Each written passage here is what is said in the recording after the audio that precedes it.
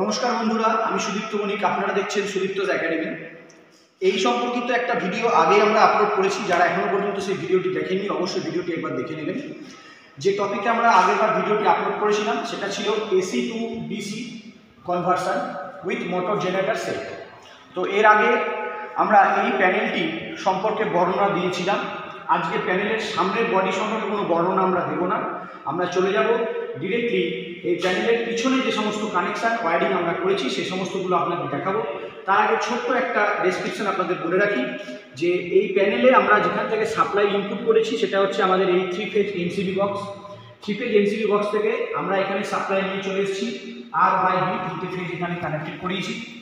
সেখান থেকে আপনারা দেখতে পাচ্ছেন ট্রিপল পোল নাইট সুইচে। এখান থেকে আমাদের কানেকশান চলে এসছে ফিউজে। ফিউজ থেকে একটি করে তার অ্যামমিটার, এখান থেকে আরেকটি তার অ্যামমিটার, এখান থেকে আরেকটি তার অ্যামমিটার। অ্যামমিটার থেকে দুটি ফেজ কানেকশান করা হয়ে গেছে ভোল্টমিটারে, এবং অ্যামমিটারের একটা করে লিড আমাদের এই স্টার্টারের মধ্যে কানেক্টেড করা হয়ে গেছে। তো আমাদের পিছন দিকের ওয়্যারিংটা আপনাদের দেখিয়ে দেবেন।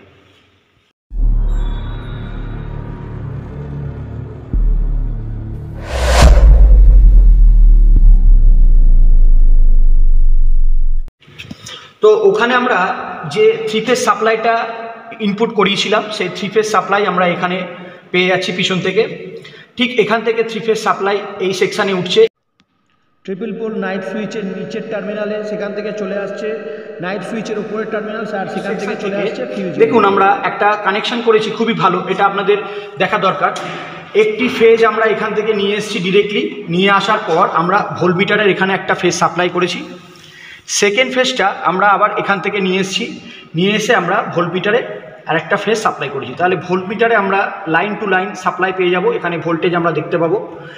তারপরে ভোল্টমিটার থেকে আমরা নিয়ে চলে যাচ্ছি একটা অ্যামমিটারে, এবং এই ভোল্টমিটারের সেকেন্ড পোর্ট থেকে নিয়ে চলে যাচ্ছি আমরা সেকেন্ড অ্যামমিটারে। অ্যামমিটার যেহেতু সিরিজে কানেকশান হয়, তাহলে এই ফেজটাই এখান থেকে থ্রু হয়ে সিরিজ কানেকশান হয়ে আমাদের চলে যাচ্ছে আমাদের যে ম্যানুয়াল স্টার ডেল্টা স্টার্টার আছে সেখানে, এবং এই অ্যামমিটার থেকেও ঠিক একই রকমভাবে সিরিজ কানেকশান হয়ে আরেকটি তার বা ওয়্যার চলে যাচ্ছে আমাদের ম্যানুয়াল স্টার ডেল্টা স্টার্টারে। শুধুমাত্র এখান থেকে আমরা ইনপুটের একটা ফেজকে ডাইরেক্টলি এই অ্যামমিটারে থ্রু করিয়েছি, সেক্ষেত্রে আমরা ভোল্টমিটার অ্যাপ্লাই করিনি। এবং এই যে ফেজটি সেটা এখান থেকে একই রকমভাবে সিরিজ কানেকশান হয়ে চলে যাচ্ছে আমাদের ম্যানুয়াল স্টার ডেল্টা স্টার্টার।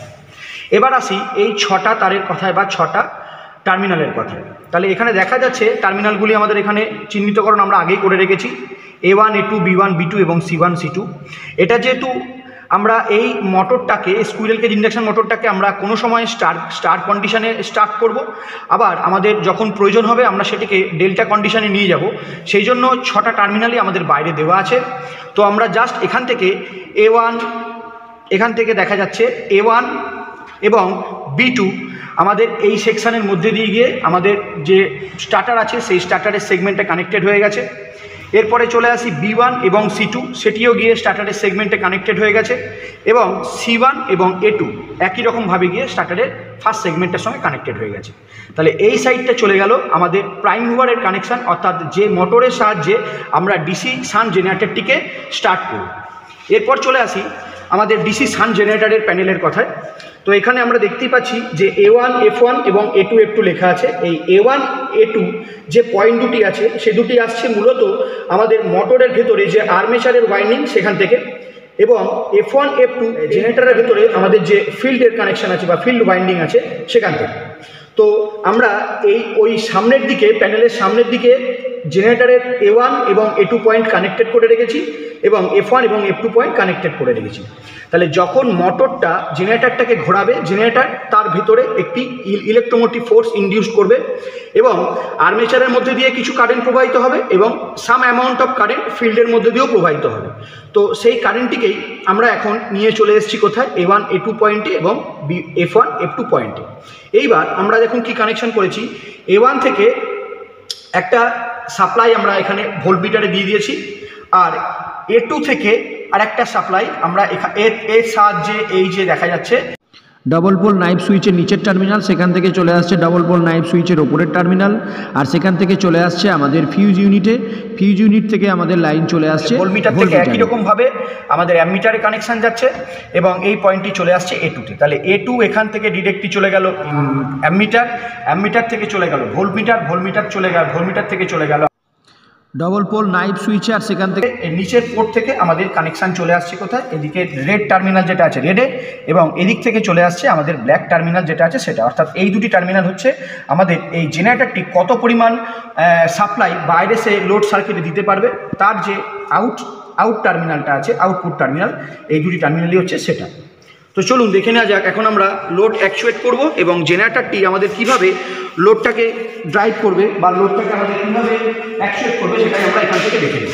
তো প্রথমেই আমরা এখানে এমসিবি অন করার দরুন আমাদের এই পোর্শন তিনটিতে লাইন কিন্তু আমরা সাপ্লাই পেয়ে গেছি, এই পোর্শন তিনটিতে আমরা লাইন সাপ্লাই পেয়ে গেছি।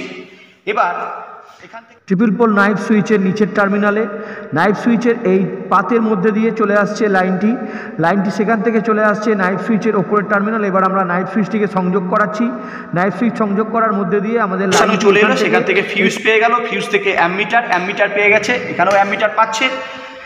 কিন্তু যেহেতু আমরা এখনও স্টার্টার রান করিনি তাই অ্যামমিটারে কোনো কাটা দেখা যাচ্ছে না, কিন্তু যেহেতু অ্যামমিটারের পোর্টের মধ্যে দিয়ে গিয়ে আমাদের ভোল্টমিটারকে দুটো লাইন সাপ্লাই দেওয়া আছে বা দুটো ফেজ সাপ্লাই দেওয়া আছে, সেজন্য ভোল্টমিটার দেখুন এখানে কাটা দেখাচ্ছে প্রায় 440-এর কাছাকাছি এখানে কিন্তু ভোল্টেজ সে শো করছে।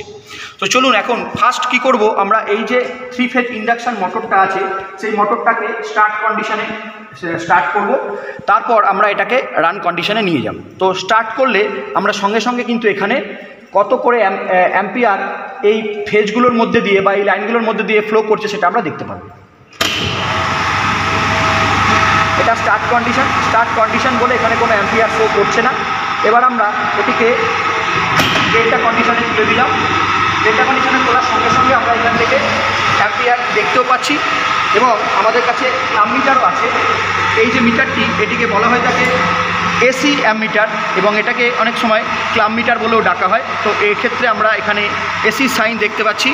তো এই সিলেক্টর সুইচকে আমাদের এই এসি সেগমেন্টে সেট করতে হবে এবং যেহেতু আমরা এখানে মিনিমাম 6 টু অ্যারাউন্ড 7 অ্যাম্পিয়ার পেতে পাবো, সেই কারণের জন্য আমাদের এখানে ক্লাব মিটারকে যে 200 সেগমেন্টটা আছে, 200 পয়েন্ট আউট করা আছে, সেই সিলেক্টর সুইচটাকে এই পয়েন্টে আমরা সেট করে নিলাম।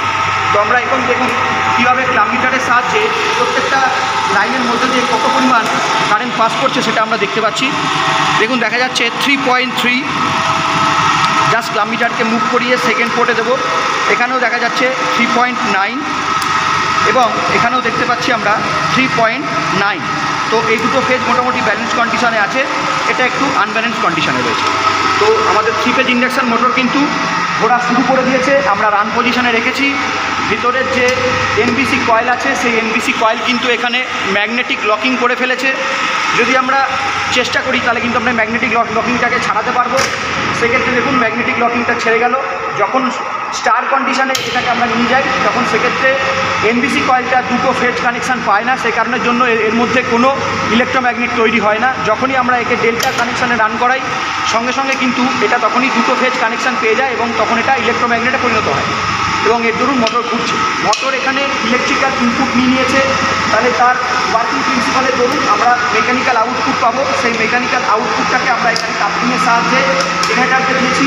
জেনারেটার ঘোরা শুরু করেছে, কিন্তু এখনও পর্যন্ত আমরা এর যে ফিল্ড আছে সেই ফিল্ডকে কিন্তু এক্সাইট করতে পারিনি। এই জেনারেটার শুধুমাত্র তার রেসিডুয়াল ম্যাগনেটিজমের জন্য ঘুরছে।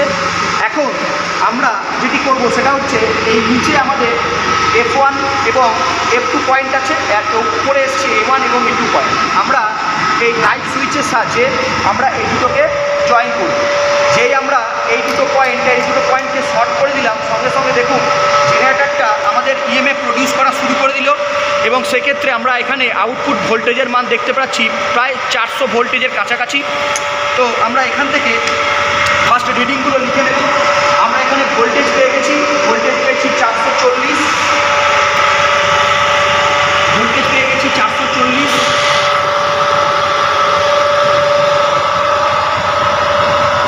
এটাকে আমরা একবার অফ করে নিচ্ছি, তাহলে আপনাদের শুনতে খুবই অসুবিধা হবে। আমরা লাইন টু লাইন ভোল্টেজ পেয়েছি 440, লাইন কারেন্টের মান পেয়েছি 3.9 অ্যাম্পিয়ার। কস ফাইয়ের মান, যেহেতু এটা 3 ফেজ ইন্ডাকশান মোটর সুতরাং এর মান 0.866 ল্যাগিং। এবার আমরা আউটপুট সেকশানে চলে আসছি। আউটপুটের ক্ষেত্রে আমরা ভোল্টেজের মান পেয়েছি প্রায় 400 ভোল্ট। এবার আমাদের আর্মেচার কারেন্ট এবং ফিল্ড কারেন্টের মানটা আমাদের মেপে বা মেজারমেন্ট করে দেখতে হবে। সেটা করার জন্য আমরা এখানে ব্যবহার করব একটি ডিজিটাল মাল্টিমিটার, যে ডিজিটাল মাল্টিমিটারকে আমরা এখানে অ্যামমিটারের মতো কাজ করাবো। কারণ আমাদের এখানে যে অ্যামমিটারটি লাগানো আছে সেই অ্যামমিটারটি কোনো কারণের জন্য কোনো কাজ করছে না, ফল্টি কন্ডিশনে রয়েছে। তো আমরা এখন এই মাল্টিমিটারটিকে আমরা অ্যামমিটারের মতো কাজ করাবো। তো প্রথমে আমরা যেটা করব সেটা হচ্ছে এখান থেকে A1 বা A2 যে কোনো একটা পয়েন্টে যে টার্মিনাল, সেই টার্মিনালকে আমরা এর রেড প্রোবের সাথে কানেক্টেড করে নেব এবং এর যে কমন টার্মিনাল আছে সেই কমন টার্মিনালকে আমরা এখানে A1 এর সঙ্গে কানেক্টেড করে দেব। তাহলে সেক্ষেত্রে আমরা যেটা করতে পারলাম সেটা হচ্ছে এই মাল্টিমিটারটিকে আমরা এখানে কিন্তু অ্যামমিটারের মতো সিরিজ কানেকশান করে নিলাম এবং এটা করার পর আমাদেরকে খুব সাবধানতা অবলম্বন করতে হবে, কারণ কানেকশানটি খুবই রিস্কি। আপনারা খুবই ধৈর্য সহকারে এই কানেকশানটি করবেন এবং সেটা করার পর আমাদের সিলেক্টর সুইচকে যেটা করতে হবে ডিসির অ্যাম্পিয়ারের সেগমেন্টে অর্থাৎ 10 অ্যাম্পিয়ারের কাছাকাছি আমাদেরকে এটা সিলেক্টর সুইচটাকে সেট করে নিতে হবে। তাহলে আমরা এবার দেখতে পাবো যে যখনই আমরা এখানে জেনারেটরটিকে চালু করব সঙ্গে সঙ্গে কিন্তু এখানে আর্মেচারের মধ্যে দিয়ে কত পরিমাণ কারেন্ট ফ্লো করছে সেটা আমরা দেখতে পেয়ে যাব। তো এখন আমরা জাস্ট মোটরটাকে চালু করেছি, স্টার্ট করেছি, এবার আমরা এটাকে রান করালাম। রান করানোর সঙ্গে সঙ্গে জেনারেটরও ঘোরা শুরু করেছে, কিন্তু এখনও পর্যন্ত এর ফিল্ড এক্সাইটেশন পাইনি। ফিল্ডকে আমরা এক্সাইট করলাম। দেখুন আমরা এখানে দেখতে পাচ্ছি আর্মেচারের মধ্যে দিয়ে 2.69 অ্যাম্পিয়ার কারেন্ট ফ্লো করছে। তো আমরা এখানে লিখে নিলাম 2.69 অ্যাম্পিয়ার। এবার আমরা এই কাজটিকে আরেকবার করব, কিন্তু এই কাজটিকে আমরা আরেকবার করব। সেক্ষেত্রে আমরা যেটা করব সেটা হচ্ছে A2 পয়েন্ট যেমন কানেকশান করা ছিল ঠিক তেমনভাবেই কানেকশান করা থাকবে, শুধু আমাদের এখান থেকে F2 পয়েন্টটাকে আগের মতো কানেকশান করে নিতে হবে। তাহলে আমরা একবার আর্মেচারের মধ্যে দিয়ে কারেন্টের মান মেপে নিতে পারবো, আর একবার ফিল্ডের মধ্যে দিয়ে একই রকমভাবে কারেন্টের মানটাকে আমরা মেজার করে নেব। এর পরবর্তী ক্ষেত্রে আপনাদের সামনে আমরা দেখাবো যে কিভাবে আর্মেচার কারেন্ট এবং ফিল্ড কারেন্টের থেকে আমরা ক্যালকুলেশন করে এর আউটার লোড সার্কিটে কত পরিমাণ কারেন্টে ডেলিভার করতে পারছে সেই মানটা আমরা ক্যালকুলেশন করি। তো সেটা একটি ভিডিওতে আমরা পরবর্তী ক্ষেত্রে আসবো।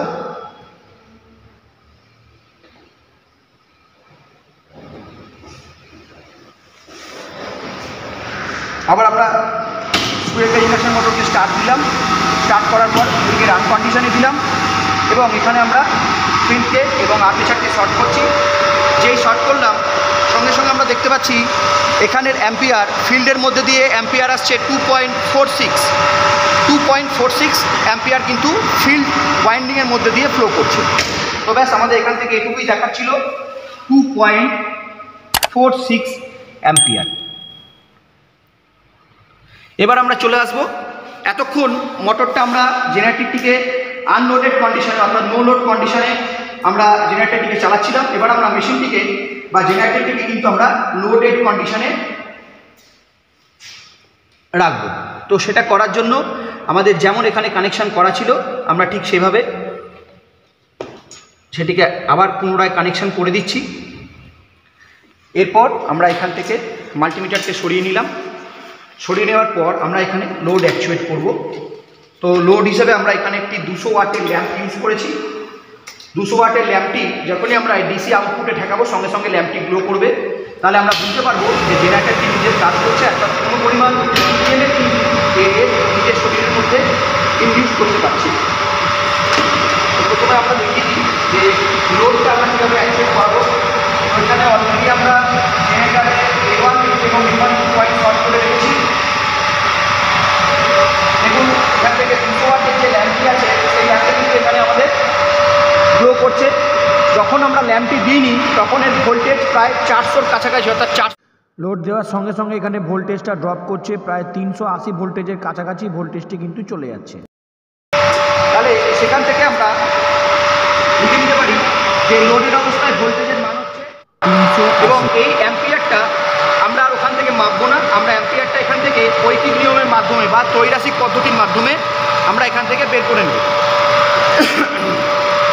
তো যদি আমরা সেটা করতেও চাই সেটা আপনাদের কাছে করে দেখাতেও পারি।